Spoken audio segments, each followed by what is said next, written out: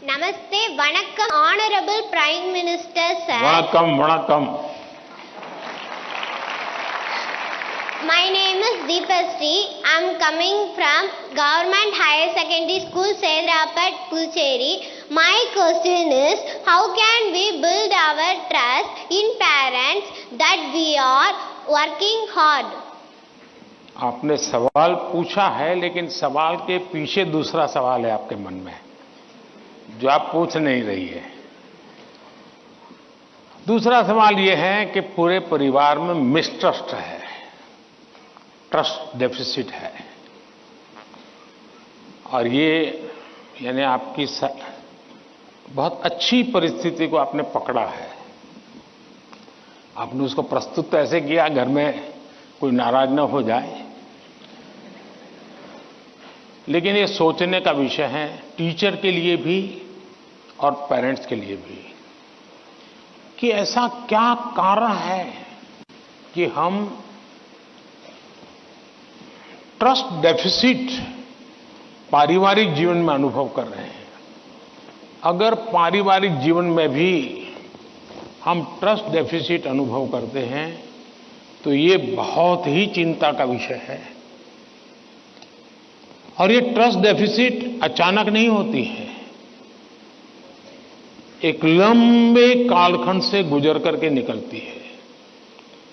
और इसलिए हर पेरेंट्स को, हर टीचर को, हर स्टूडेंट्स को बहुत ही बारीकी से अपने आचरण को एनालाइज करते रहना चाहिए। आखिरकार माँ बाप मेरी बात में भरोसा क्यों नहीं करते? कहीं न कहीं तो ऐसी बातें हुई होगी जिसके कारण उनका ये मन बन गया होगा। कभी आपने कहा होगा कि मैं अपनी सहेली को मिलने जा रही हूं, और माँ बाप ने अगर बाद में पता चला कि आप तो उस दिन उसके यहां गई नहीं थी, तो ट्रस्ट डेफिसिट शुरू हो जाते। यार उसने तो कहा था वहां जाऊंगा, लेकिन मान लीजिए वहां गए नहीं, लेकिन आकर के कह दिया कि मैंने तय किया था उनके यहां जाऊंगा, लेकिन रास्ते में मेरा मन बदल गया तो मैं वहां चला गई थी। तो कभी भी ये ट्रस्ट डेफिसिट की स्थिति पैदा नहीं होगी। और एक विद्यार्थी के नाते हमें जरूर ऐसा सोचना चाहिए कि कहीं ऐसा तो नहीं है कि मैंने कहा था मम्मी आप सो जाओ, चिंता मत कीजिए, मैं तो पढ़ लूंगा, और मम्मी चुपके से देखती और मैं सो रहा हूं, तो फिर ट्रस्ट डेफिसिट हो जाएगा। ये तो कह रहा था मैं पढ़ूंगा, लेकिन पढ़ नहीं रहा है, सोया पड़ा है। आप कहते थे कि मां मैं अब एक सप्ताह तक मोबाइल को हाथ नहीं लगाऊंगा, लेकिन छुपके से दिख रहा है मां को घरे, तो फिर ट्रस्ट डेफिसिट पैदा हो जाती है। क्या आप जो कहते हैं उसको सचमुच में पालन करते हैं क्या? अगर आप पालन करते हैं तो मैं नहीं मानता हूं कि पेरेंट्स को या टीचर्स को इस प्रकार की ट्रस्ट डेफिसिट की स्थिति पैदा होगी, आपके प्रति अविश्वास का कारण बनेगा। उसी प्रकार से मां बाप को भी सोचना चाहिए। कुछ मां बाप को ऐसी आदत होती है, जैसे मान लीजिए किसी मां बाप ने, मां ने बहुत बढ़िया खाना बनाया है और बेटा आया है, किसी न किसी कारण से उसका खाने का मन नहीं है, लेकिन बहुत कम खाया, तो मां क्या कहेगी? जरूर कहीं खा करके आए होंगे, जरूर किसी के घर में पेट में भर करके आए होंगे।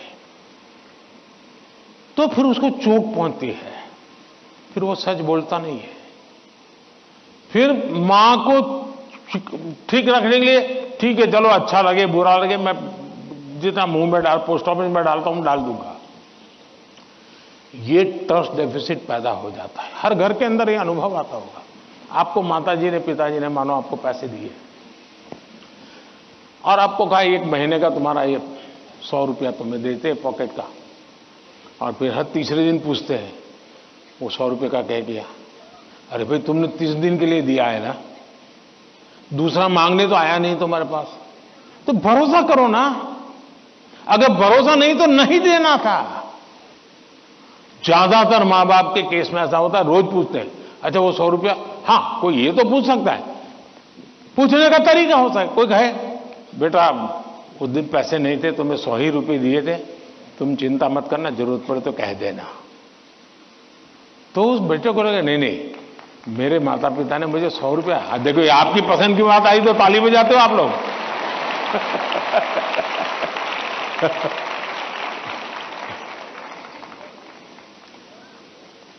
अगर वही सवाल ये पूछते 100 का क्या किया, इसके बजाय कह दे, तो बेटा कहेगा ना मां बिल्कुल नहीं, मेरे पास पैसे हैं, सफिशिएंट है। यानी हमारा एक दूसरे के बीच बात करने का तरीका कैसा है, ये चीजें सामान्य जीवन में जो अनुभव आती हैं वो फिर धीरे धीरे धीरे एजुकेशन सिस्टम के साथ रोजमर्रा की हमारी अपेक्षाएं होती है, उसके टकराव में कन्वर्ट हो जाती है। फिर कहा मार्क्स क्यों नहीं आए, बस तुम पढ़ते ही होंगे, ध्यान देते नहीं होंगे, क्लास में बैठते नहीं होंगे, अपने दोस्तों के साथ गप्पे मारते होंगे, हो सकता है वो पैसे हैं सिनेमा देखने चले गए होंगे, मोबाइल फोन पर रील देखते होंगे। फिर वो कुछ न कुछ कहना शुरू हो जाता है, फिर दूरी बढ़ जाती है, पहले ट्रस्ट खत्म हो जाता है, फिर दूरी बढ़ जाती है, और ये दूरी कभी कभी बच्चों को डिप्रेशन की तरफ धकेल देती है। और इसलिए मां बाप के लिए बहुत आवश्यक है, उसी प्रकार से टीचर्स ने भी बच्चों के साथ इतना खुलापन रखना चाहिए, सहज रूप से अपनी बात कह सके।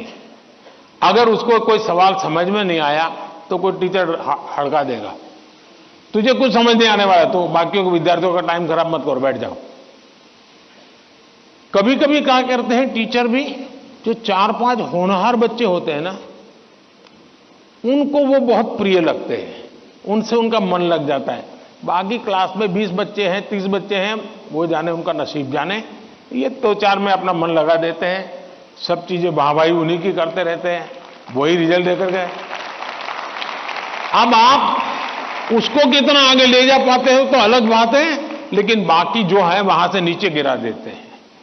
और इसलिए कृपा करके आपके लिए सभी स्टूडेंट समान होने चाहिए, सबके साथ इक्वली। हाँ, जो तेज होगा वो अपने आप में से जो अमृत है वो ले लेगा, लेकिन जिसको सबसे ज्यादा जरूरत है उसके प्रति अगर आप सिंपैथेटिक, और उसमें भी मैं मानता हूं उसके गुणों की तारीफ कीजिए। कभी एक बच्चा बिल्कुल वीक है पढ़ने में, लेकिन उसके हैंड राइटिंग अच्छे है, तो उसके सीट पे जाकर के, अरे यार क्या बढ़िया लिखते हो तुम, कितने हैंड राइटिंग तुम्हारे अच्छे हैं, क्या स्मार्टनेस है तुम्हारी। कभी ऐसा एक डल विद्यार्थी है, अरे यार तेरा कपड़ा बहुत शर्ट बहुत अच्छा है, उसके अंदर कॉन्फिडेंस बिल्डअप होगा, वो आपके साथ खुलने लग जाएगा, वो आपसे बातें करने लगेगा कि ये साहब के प्रति मेरे प्रति उनका ध्यान है। अगर ये सहज वातावरण बन जाएगा तो मैं नहीं मानता हूं कि, लेकिन ये विद्यार्थियों का भी उतना ही दायित्व है, हमें आत्मचिंतन करना चाहिए कि मेरी ऐसी कौन सी बातें थी जिसने मेरे घर के लोगों का मुझ पर से भरोसा उठ गया। ये किसी भी हालत में हमारे आचरण से हमारे परिवार के, हमारे टीचर का हम पे भरोसा उठना नहीं चाहिए। हमसे कुछ नहीं हुआ तो कहना चाहिए। दूसरा, मुझे लगता है कि परिवार में एक प्रयोग कर सकते हैं। मान लीजिए आपका बेटे या बेटी के 5 दोस्त हैं, तय कीजिए कि महीने में एक बार 2 घंटे वो 5 परिवार किसी एक परिवार में एकत्र होंगे, दूसरे महीने दूसरे परिवार में, बिल्कुल गेट टुगेदर करेंगे, और उसमें बच्चे बूढ़े सम हो गए। ऐसा नहीं कि 2 लोगों को घर छोड़ के आए जाएंगे। 80 साल के माँ बाप भी अगर फिजिकली फिट है, आ सकते हैं, उनको भी लेके आइए। और फिर तय कीजिए कि आज वो तो तीसरे नंबर का दोस्त है, उसकी माताजी एक कोई पॉजिटिव बुक पढ़ करके उसकी कथा सुनाएगी। अगले बार तय किए जो 4 नंबर का दोस्त है, उसके पिताजी एक कोई पॉजिटिव मूवी देखा होगा तो उसकी कथा सुनाएंगे। जब भी आप 1 घंटे का गेट टुगेदर करें, सिर्फ और सिर्फ उदाहरणों के साथ, किसी रेफरेंस के साथ पॉजिटिव चीजों की चर्चा करें, वहां के किसी के रेफरेंस से नहीं। आप देख लेना, धीरे धीरे वो पॉजिटिविटी पर्कुलेट होगी और यही पॉजिटिविटी सिर्फ आपके बच्चों के प्रति नहीं, अंदर अंदर भी ऐसा ट्रस्ट का वातावरण बना देगी कि आप सब एक इकाई बन जाएंगे, एक दूसरे के मददगार बन जाएंगे। और मैं मानता हूं ऐसे कुछ प्रयोग करते रहना चाहिए। धन्यवाद।